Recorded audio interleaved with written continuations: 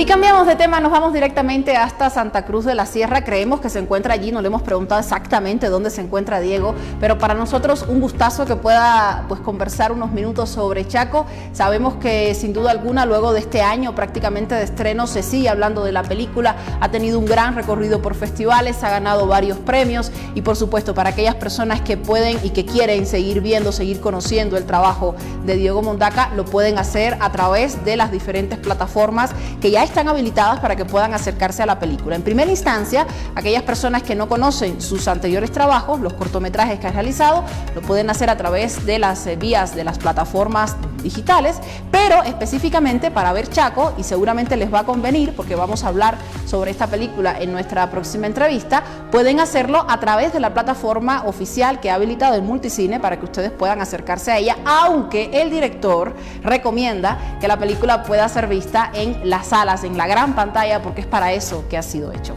Quiero darle las gracias a Diego por estar con nosotros esta tarde. Bienvenido, Diego, gracias por estar acá. Buenas tardes, adelante. Hola Saraí, el agradecido soy yo. Te agradezco mucho una vez más la invitación a conversar contigo y quiero también agradecer especialmente a este pequeño resumen de la vida que has hecho sobre Limana. Vamos a seguir conversando con Diego en unos minutos, la conexión a veces nos juega mala pasada, pero en ese sentido también quiero recomendarles que tanto la película de Diego Mondaca Chaco como aquellas que se han venido estrenando en el ámbito nacional, específicamente Sirena y otras, pueden ser vistas a través de las plataformas digitales, porque sabemos que para, digamos, precautelar la salud de todas aquellas personas interesadas en nuestro cine, también se ha habilitado esta posibilidad. Bueno, en pantalla estamos viendo imágenes de la película, es parte del tráiler que se ha compartido y quiero también aprovechar en lo que Diego se vuelva a conectar con nuestra señal, de comentarles detalles del recorrido que ha tenido esta película. Su premier mundial fue el pasado enero del año 2020, específicamente en el Festival de los Países Bajos en Rotterdam. Allí estuvo presente la película y desde entonces ha comenzado un recorrido que también le ha dado como fruto premios interesantes, el premio especial del jurado en el Festival Internacional de Cine de Valdivia en Chile y el premio especial del jurado en el Festival Internacional de Cine de La Serena en Chile. Bueno, pues ya se encuentra nuevamente Diego con nosotros. Lo vamos a tener en pantalla en unos minutos. Quiero darle las gracias también por haberse trasladado, porque nos había dicho que estaba como que un poco alejado de la ciudad con el objetivo de no mantenerse cerca de del contexto en pandemia en el que estamos viviendo. Me imagino que estar ahora en un espacio rodeado de naturaleza debe ser también un privilegio y le agradezco mucho a Diego el haberse trasladado hasta este lugar para conectarse con nosotros. Te escuchábamos, Diego, decías algo sobre Gil y Maná. Sí, hola Sara, y primero te agradezco mucho y perdón la conexión que no es mala. Yo estoy fuera de la ciudad, entonces esto dificulta un poco esto que es la conexión. No, quería agradecer también ese recordatorio que haces de una figura tan importante como Gil y Maná, recordarlo siempre y los punteos que mandaste realmente muy emotivos. Así que yo me uno a esa memoria y a ese gran legado y ese gran respeto sobre una figura tan importante, una de las miradas más sensibles del arte boliviano como es y ha sido y permanecerá siendo Gil y Maná. Entonces, dicho esto, pues estoy aquí a la orden para conversar. Muchas gracias, Diego.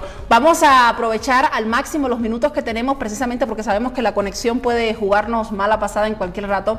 Quiero dar por sentado que el público ya ha leído, ya conoce en cierta medida algo sobre Chaco, precisamente por todo este año que has tenido de movimiento, pero también de encuentro con el público desde el 19 de noviembre que se preestrena a través de las plataformas virtuales. Yo sé que tanto tú como todos aquellos directores que estrenan su película quieren que el público vaya a verla a la gran pantalla, ¿no? Porque es como que el momento quizás de mayor concreción de la obra que han estado preparando durante mucho tiempo, pero sabemos que muchas otras personas han estado accediendo a la película a través de las plataformas virtuales y que después han dado sus opiniones en redes sociales, y es por ello que me llama muchísimo la atención el nivel de, digamos, no diría yo aceptación o no, pero sí de opiniones que ha tenido la película, y me parece que eso es fundamental para cualquier artista.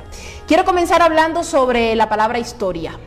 Cuando hablamos de historia, cuando hablamos de un punto de vista en el que se cuenta la historia, sin duda alguna tenemos a aquellos que han sido los vencidos y los vencedores, tenemos las miradas que están influenciadas por el ámbito de la clase social, que están influenciadas por los intereses económicos de cualquiera de las partes. Sin embargo, Chaco va acompañado por un subtítulo: La historia jamás contada.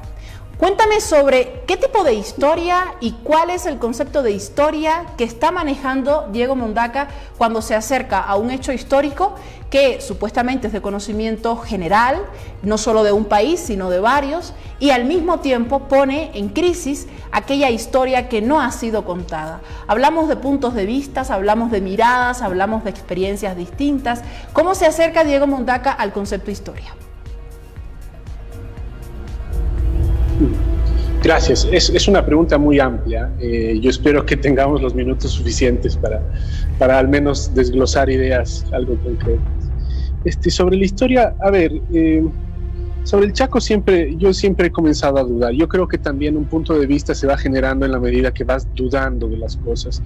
Vas haciéndote preguntas, por tanto, de si es verdad, si no es verdad, o vas corroborando según también tus propias apreciaciones o tu propio contexto y tu propia memoria personal, familiar sobre algunos hechos históricos, ¿no? El hecho que haya sucedido la guerra del Chaco en el año 33 no significa que nosotros ahora en una Bolivia del 2021 no seamos parte, ¿no? Entonces, primero eso, desconfiar de las imágenes y sobre todo desconfiar de aquella narrativa que se estableció desde un lugar de poder y desde un lugar en los años 30, años 40, incluso hasta hoy se ha escrito la historia a partir del vencedor. Y eso ya viene trayendo un sesgo muy importante y un sesgo del que nosotros podemos o deberíamos nosotros como artistas o como sociedad en general tener más atención, que no nos la cuenten, que nosotros tengamos la posibilidad también de participar activamente en ese relato que se establece como historia, ¿no? Entonces ahí voy construyendo un punto de vista, ahí también voy construyendo la posibilidad de una narración que está cernida en lo que no nos dijeron, está completamente basada en aquello que no se escribió. Pareciera una locura, pareciera algo que no tiene mucho sentido, pero mucho de lo que no se escribió de la Guerra del Chaco es lo que realmente ocurrió, porque lo que sí se escribió correspondía hacia una posibilidad de defender un honor militar, defender un honor patriótico o esconder aquella pésima campaña que se realizó de parte del ejército boliviano. Entonces, si tú vas revisando solamente aquello que no permaneció en la historia, seguramente nos encontramos con narraciones mucho más interesantes y mucho más, sobre todo, sólidas y pertinentes para nosotros poder participar de la historia como ciudadanos, ¿no? Por ahí voy construyendo, por ahí voy inquietándome, y ahí es lo que decías, ¿no? La película está concentrada en nuestros vencidos, no en los vencidos, sino en nuestros vencidos, y es también hacernos cargo de nuestras derrotas y hacernos cargo también de nuestros muertos. Otra pregunta que tiene que ver con la última frase que mencionas. No solo se trata de hacernos cargos de nuestras derrotas, sino de la forma, del modo en que nos hacemos cargos de esas derrotas. En esa medida, yo quisiera preguntarte así, muy de chismosa, digamos, ¿cuál ha sido esa posición? ¿Cómo se ha hecho cargo de esa derrota aquella persona que te estuvo contando en algún momento historias sobre su propia experiencia durante la guerra y cómo se traslada a ti esa experiencia? Porque ya no hablamos solamente de subjetividades que han estado presentes o que han pasado por ese proceso histórico, hablamos también de cómo tú, siendo una generación siguiente, asumes esa historia, asumes esa derrota y la cuentas. Yo lo adoro. Sí, bueno, es interesante esto, porque también está el cómo se traslada la memoria y cómo se va transmitiendo la memoria más allá de los textos, ¿no? Yo me he remitido a algunos textos, los fundamentales, como para tener una cancha rayada, pero a partir de eso vas encontrando toda una posibilidad en la narración familiar. Entonces, las narraciones no solamente de la memoria de aquella narración que hacía mi abuelo sobre la guerra, los recuerdos también alrededor de cada una de las familias de amigos, de cercanos, o de gente en general, que cuando yo iba a sentarme a una mesa, cuando iba a tomar un café, les decía, estoy haciendo una película sobre la guerra del Chaco, comenzaban a lanzarme sus recuerdos de aquello que decía su abuelo, que a la vez es un recuerdo y que a la vez viene de un trauma. Entonces, estás trabajando sobre retazos, estás trabajando con retazos, estás trabajando sobre silencios, fundamentalmente, y también con el dolor. Y en eso está la ficción. Ahí está, digamos, también el aporte contemporáneo completamente contemporáneo, que es que yo en los años 2020, se haciendo una película sobre la guerra del Chaco, la sitúo a partir de la condición humana en un contexto muy actual. Y ahí todo lo que sucedió en el Chaco, fundamentalmente esta desorientación, esta lucha de clases, este racismo profundo, este desconocimiento del otro, negación del otro, es algo que sigue sucediendo hasta hoy en nuestro país. Y hasta hace poco nos tuvo hundidos en una oscuridad tremenda, una violencia terrible, que se basaba en este racismo, se basaba en este negacionismo de lo que somos, en esta desubicación de lo que somos, en un espacio tan vasto, tan grande como es Bolivia. Y ahí el regionalismo, etc. Entonces, creo que por ahí va. Es comenzar a hilvanar, comenzar a tratar de unir cabos y ficcionar. Esto es importante, y lo que yo hago es una ficción sobre la guerra del Chaco, es decir, es mi interpretación, es mi punto de vista, porque trabajo con todos mis compañeros sobre un hecho histórico en el que quiero reconocerme también, y al que le tengo demasiadas preguntas también. Voy a intercalar el orden de las preguntas, Diego, que tenía preparado para la entrevista, para justamente quizás utilizar este último concepto que llevas adelante en relación con la contextualización actual de los años 20 a lo que sucede hoy. ¿Cuál es la posición, cómo diriges tú en el ámbito ya de los personajes y de lo que representan para nuestra Bolivia también cada uno, la diferenciación entre Raimundo Ramos, no voy a decir los nombres de los personajes directamente, y Mauricio Toledo, para entender precisamente esta Bolivia de la que estás hablando, que hasta hace un tiempo estaba sumida en ese espacio de irreconocimiento al otro y de racismo profundo, pero ¿cómo trabajas eso de manera tan sublime? Y pongo a estos dos personajes como ejemplos, si el público no sabe todavía quiénes son, es una invitación también para que pueda ver la película. ¿Cómo lo trabajas pensando también en que te diriges a un público muy contemporáneo, a un público que tiene ideas muy diferentes y evidentemente a una realidad que está, digamos, influenciada por muchos modos de ver la misma cultura y la misma etnia boliviana? Tomando en cuenta que lo estrenas en enero del año 2020, la situación en la que estaba Bolivia, ¿cómo piensas en todo ello, digamos, tomando como eje a Raimundo Ramos y a Mauricio Toledo? Pues, es una interesante pregunta. Primero está, son detalles, pero son muy importantes. Creo que eso es lo lindo de hacer una ficción donde nada se nos ha quedado en el tintero. Esta primera cosa, que todos los soldados aymaras y quechuas en la película llevan nombre propio, tienen nombre propio. En el caso de Raimundo es Liborio. En el caso de los oficiales, los tenientes, los blancos, los criollos, solo se los nombra por su cargo: teniente, oficial, coronel. Esto ya es volcar la historia, básicamente, porque hay una gran cantidad de soldados que murieron siendo NNs, y gran cantidad de tenientes, oficiales, blancos, mestizos, que tienen sus bustos llenando plazas y avenidas, o tienen nombres de plazas y avenidas.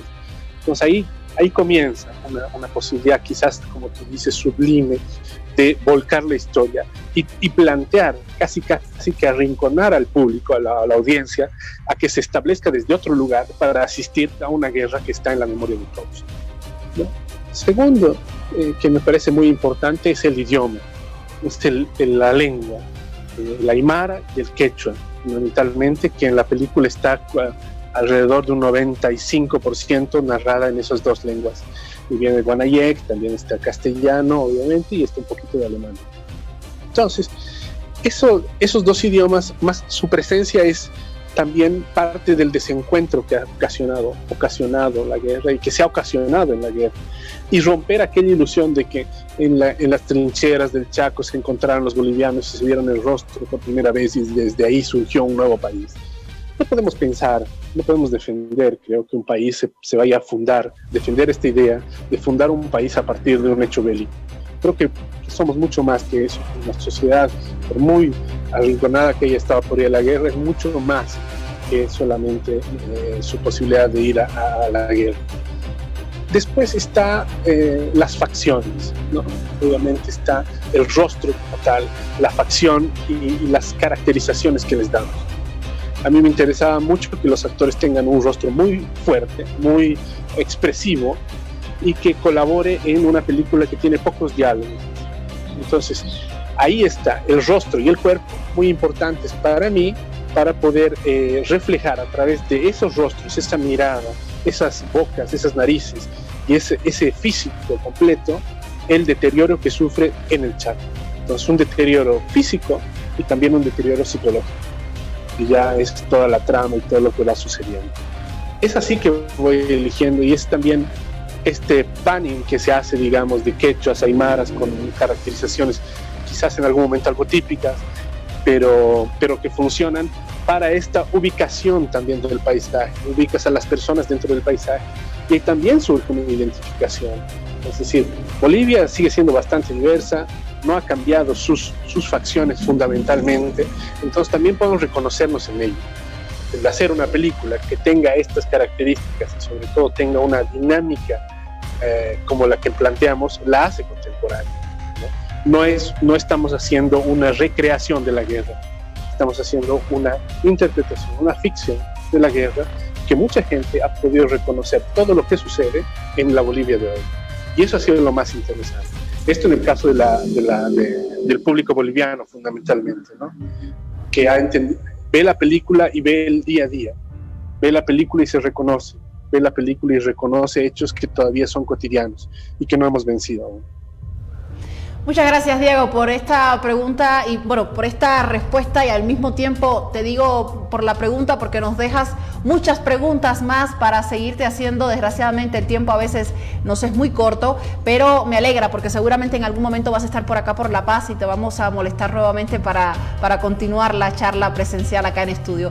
Te agradezco mucho el que te hayas trasladado hasta este espacio, te felicito desde acá por el trabajo emprendido, por el resultado de Chaco, más allá de que a algunos les guste, a otro no, la propuesta está ahí, y cuando hay propuestas, cuando se propone contenido, cuando se proponen formas de ver nuestra realidad y nuestra cultura desde el punto de vista que sea, siempre es válido. Ya el resultado y la reflexión queda por cada uno de nosotros. Te agradezco mucho. El agradecido soy yo a Saraí una vez más y bueno, espero haya una siguiente oportunidad para ir completando la conversa. Así va a ser, muchas gracias. Desde acá le lanzamos la invitación para que usted pueda llegarse hasta el multicine o pueda ver la película a través de las plataformas virtuales que ya están disponibles para que pueda acercarse a Chaco, y por supuesto siempre le damos la recomendación de que se acerque con una mirada bien abierta, con una mirada bien amplia de lo que va a encontrarse en relación con la guerra del Chaco. Si bien es una película que aborda un tema bélico, no se va a encontrar una película donde se está abordando directamente el tema bélico, se aborda desde otra mirada, desde los silencios, desde el mismo proceso psicológico, subjetivo, y donde la espera y ese tiempo tan, digamos, duro en un espacio bélico como lo fue la Guerra del Chaco, es probablemente el protagonista de esta propuesta.